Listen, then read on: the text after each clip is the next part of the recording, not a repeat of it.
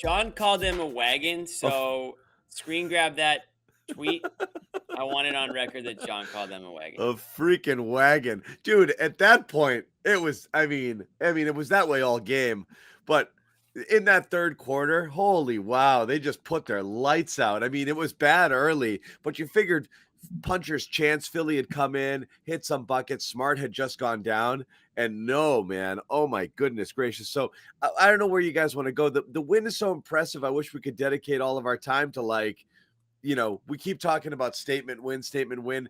Okay, fine. They don't have Harden, but you play tonight's game without Rob and you just put the screws to him.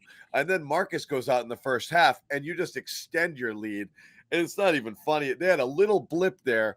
Philly goes on a 7-0 run and then they just put their foot on the gas, gone. But it's all great as long as Marcus comes back and he's not out for a really long time. But it's just hard not to, like, worry and wonder, because what the trade deadline did for you is it made you extremely freaking thin. And obviously, like, any core player extended absence would be bad. So where do you guys want to start? You want to start with the game, or you want to fret about Marcus a little bit? No, I want to start with the game. Go with the game. Yeah, man. We got to spend a lot of time on this game. Yeah, man. They really annihilated this team, man. We got to give them more than 2 minutes. As long as we don't talk about Jaylen, I'm fine. Yeah, no. Oh, man. Too soon. Too soon. Man, no. Shout out to Jaylen balling out. Come on, John. Not even tonight. Messing around. No, I mean, listen, he was hot tonight but it wasn't just a first quarter thing. I mean, those threes were falling. Everyone's threes were falling tonight, but, man, he was feeling it. And those heat checks were going down. That three to end the second quarter, to go into halftime, that was just the icing on the cake right there. You knew it was just going to be that kind of night after that. So, I mean, he deserves a quick mention tonight, and we'll move on to Tatum now. A quick mention. We'll move on to Tatum and Cornette got some burn late in the game, so we should definitely get to him. Oh crap! I mean, Jimmy, you're right. I mean, the second half, he could have given the Suns a little more, right? Yeah. So you're right. You guys are terrible to Jaylen. Where was Jaylen in the fourth quarter? He disappeared again. Didn't see him. No, man. Look, listen. When this team is playing defense like this, again, we talked about it before. Like, they can have nights like this, but they're just not. We haven't seen that consistency of them being a 3-point shooting team, but we know they're capable because there's so many open looks for these guys when they're playing defense the way they are right now. So, like, nights like this are bound to happen. But to do it against the Philadelphia 76ers, and regardless of no James Harden, it's a heck of a message. Yeah, it's that much sweeter. And in my opinion, it's a message. It's a, hey, look out for us. Maybe not like a message in the we're going to get you in the best of 7 series, but more like a, hey, look out for us. We're out here. We're surging right now. Look out for what we're about to do. Yeah, Sherrod, what do you got? You were there. I don't think we can hear Sherrod, or I can't. Sherrod, we can't hear you yet. That's part of the problem. I was wondering. I was like, so quiet. I was like, he's way too quiet. Something's up. I thought he was just listening. I didn't think he was. Me too. I thought he was Josue actually thought that Sherrod was listening to what Josue had to say. Come on, bro. He's like wow. He's been talking the whole time. We just can't hear him. I'm gonna let these idiots talk themselves out, and then I'll come in there. We couldn't tell behind the mask. Yeah. And then he comes in and drops knowledge. Yeah, that's usually how it works. No, usually how it works. And then the chat's like, "Thank God Sherrod finally talked." Before Sherrod goes, I mean, the one thing I'll say about this one, it's funny because it's true. It's so true. Yeah, Harden didn't play, but this was still a message sent. Like, oh, I think I just heard him. Can you hear me now? Yes. Yeah, we can hear you now. Oh, now that the mask is, I was the mask. It was just the mask. Go ahead, Jimmy. Finish your thought. No, real quick. I know how quickly they go with you. So yeah, I already forgot what I was saying. Exactly. Yo, get out of here. Wait. Hold on. Do you guys both hear him and I don't? Is that what's going on right now? I can hear him. Can you hear me now, Josue? Oh. Peace. Josue's gone. Deuces. Absolute deuces. I know I'm going to get this thought out at one point. Brockton Wi-Fi strikes again. Absolute mayhem. This is classic. This is a classic Garden Report start. Just absolute mayhem. This was a message sent by the Celtics tonight. Yeah, I know Harden didn't play and they're going to look completely different once he does. But they just took no prisoners tonight. They just took it to them from the start. Embarrassed them. That's an embarrassment on their own home turf right there. That's what that is. I mean, and it couldn't happen to an organization that I can't stand more, except maybe the Lakers. I mean, when it comes to Philly, The fans in Philly deserved a 50-point loss tonight. They really did. Yeah. So shout out to the Philly fans. Yeah. Well, the thing about this game that I just it really stands out. Obviously the score, but just the consistency. Like even when the Celtics started throwing in this guy, that guy, the other guy, they were still kicking their ass in every level. I mean, Grant Williams 4 for 5 from 3-point range. Grant was the 3-point sniper for them tonight, which is a phrase I thought I would never say in a million years. Neesmith had a career high scoring the ball, and yeah, a lot of that came in during garbage time. But you know what? Those are the minutes you get. Make the most of them. He played actual rotation minutes, and he entered the game before Smart got hurt. And again, you go down one side. There's a trickle down when you go down a guy. Yeah, there's a trickle down though. That started the whole thing, right? No, but I mean, it starts with Rob's not out, so Grant starts. So you need some second unit minutes there. Right. Tice obviously came in to back him up, but that's still he went to Neesmith early, and he was good. I mean, 3 for 5. Yeah, for him. And there's a difference. There's a difference for sure. Going to him early. Right. Yeah, the other thing too, though, was just the way that they approached Embiid. I thought was really smart because I mean, you look back at this game, Embiid's first field goal didn't come until the second quarter, about 6 minutes to play, and it wasn't as if he was. They were just basically making sure that he had a presence, a body almost everywhere he looked. They were swarming, and it wasn't all in the same angle. Some of it was coming backside, some of it was just straight double team. A lot of tilting. The game plan they had defensively for him was flawless in the first half. Yeah. Yeah, that's good. It was incredible too. They didn't make someone else beat you. That was clearly right. Sorry, go ahead. Sorry, exactly. Yeah, go ahead. Go ahead, Joe. No, I was just gonna say they didn't take a whole lot of double teaming. It was just everyone sort of taking their turns and just staying in front of him. You know, I thought Al Horford did a good job, especially in the first quarter, to start things off. Just being a little physical with the body, but also just staying in front of him, and that led to misses, and that led to the Celtics offense just really finding their momentum early in offense. Yeah. Well, and the thing I talked to Al before the game for a little bit, and the one thing he said, and it's true, they're winning, and they're not playing the best that they can play. Like every game that they've won, really the last in this winning streak, there's been at least 4 or 5, maybe 6 games where you look at them and say, well, damn, Jaylen really didn't shoot the ball that well. He could have shot better. Tatum made some bad plays that, it didn't cost them, but they still won by 15. The bench didn't really get it done here. And that is encouraging because that means that there's growth and they're finding ways to win while they're growing and figuring out different ways to win. Yeah. And that's the scary part about this team right now. Tonight they had it all cooking at once, though. Yeah, they did. But with the exception of Tatum started a little slow, but Brown came out hot. It was really, since you guys won't do it, I'll talk about Jaylen Brown. Because get out of here. But you know what though? Jayson Tatum definitely has a Matisse Thybulle kind of problem where he gives him some trouble. So that's going to be a tough matchup for him to crack.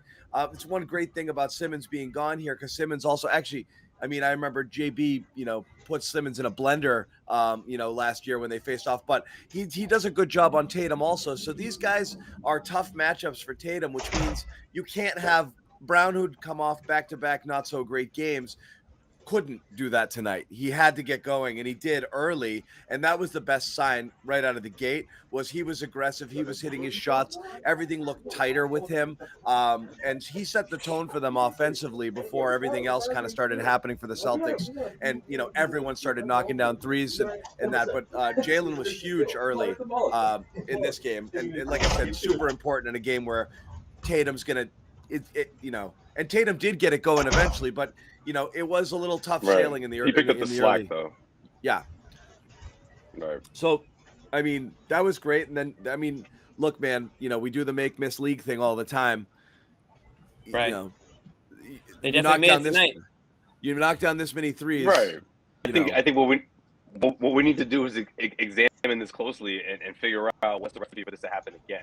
Obviously, record-breaking shooting isn't going to happen every single time, but more consistent approach to how they're able to knock down so many threes would be huge for this team moving forward. Obviously, I don't think they're going to crack the top 10 in shooting, but the fact that they're the best defensive team right now, when they're able to light it up the way they did tonight, obviously, who in the East is really going to stop this team when they have that much momentum?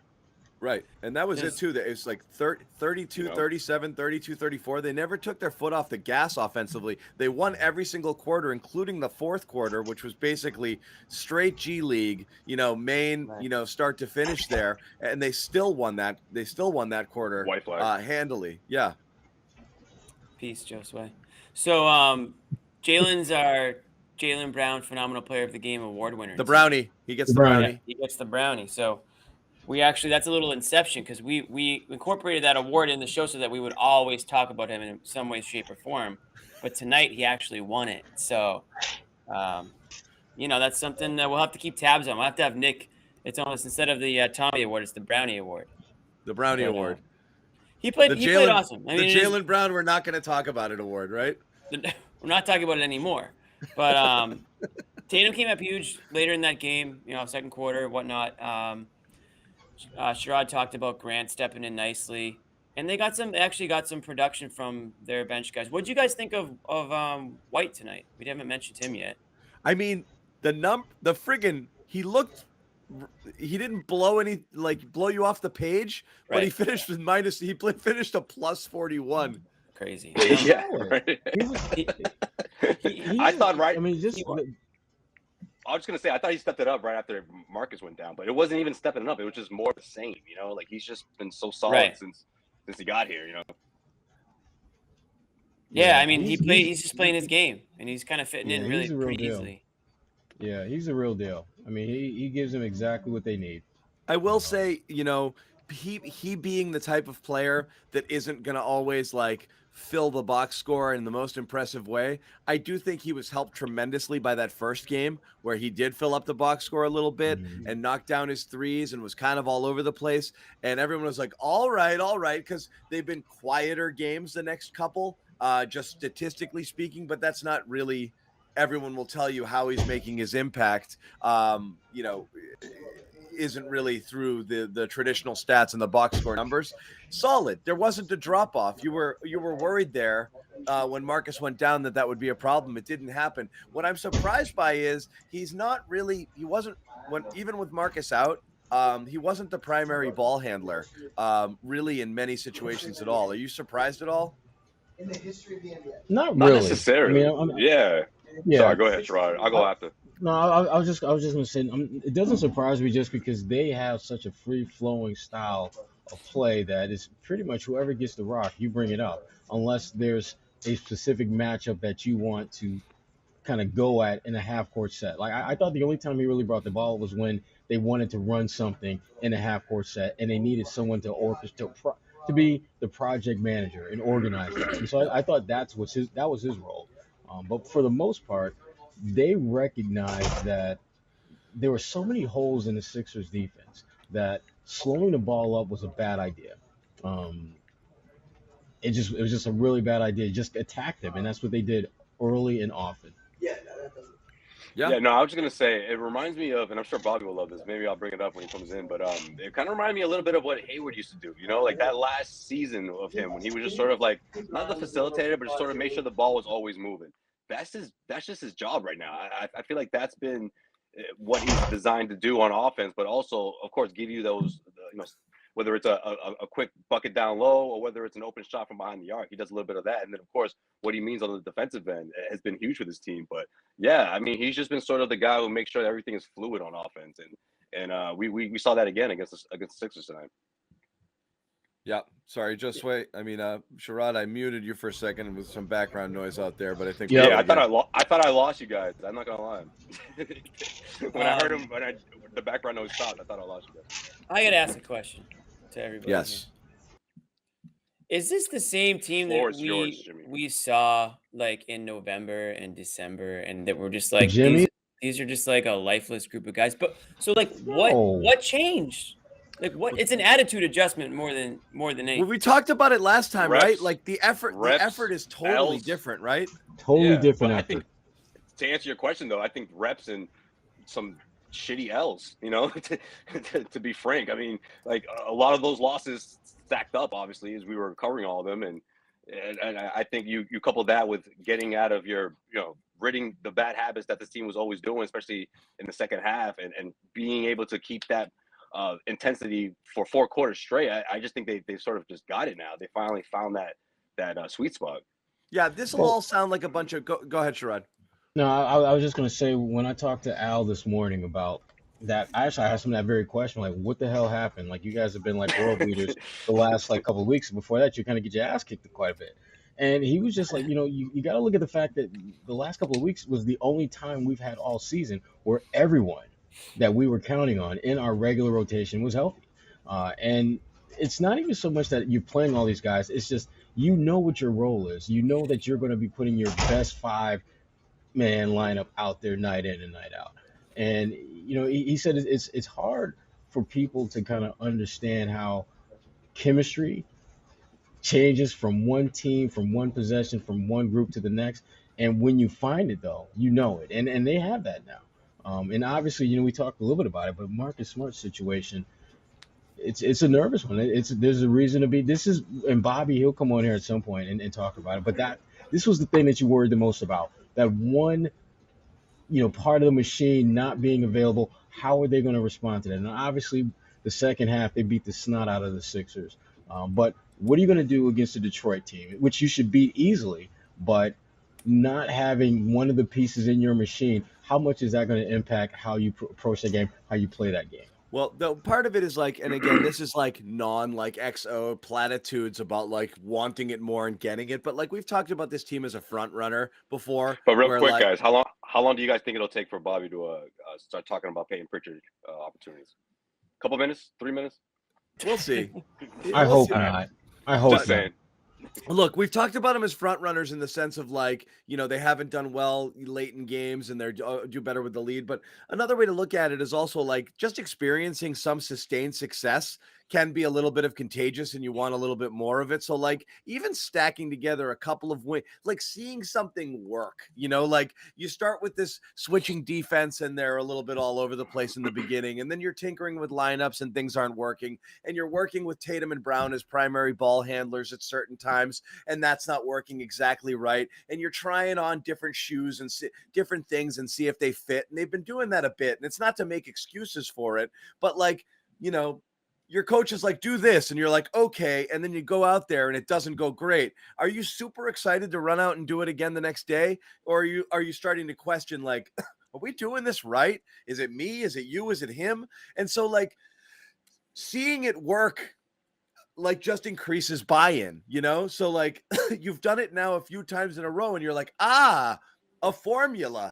If we do this and we do this and we do this, it results in this. And like, I don't know. I mean, like I said, they're rolling. Like each game, they look better than the last at this point. And you're right. They're overcoming like each time it's not even perfect. It's like, wow, they won against this pretty good opponent. And this guy weren't great. And they played a crap second quarter. And like those games were automatic L's before. And now they're coming out as wins. So it's like, I feel like there's that buy-in. And the buy-in wasn't like they didn't trust Ime necessarily. They just needed to see results. Yeah, seeing is believing. Well, right? Yeah, and now they've got it a little bit. Yeah. Yeah, that's what we were afraid of 2 weeks ago, right? I mean, we were like, look, this is sort of the soft spot of the regular season, the time where you're starting to run out of time, right? Like the All-Star break is going to be coming up soon.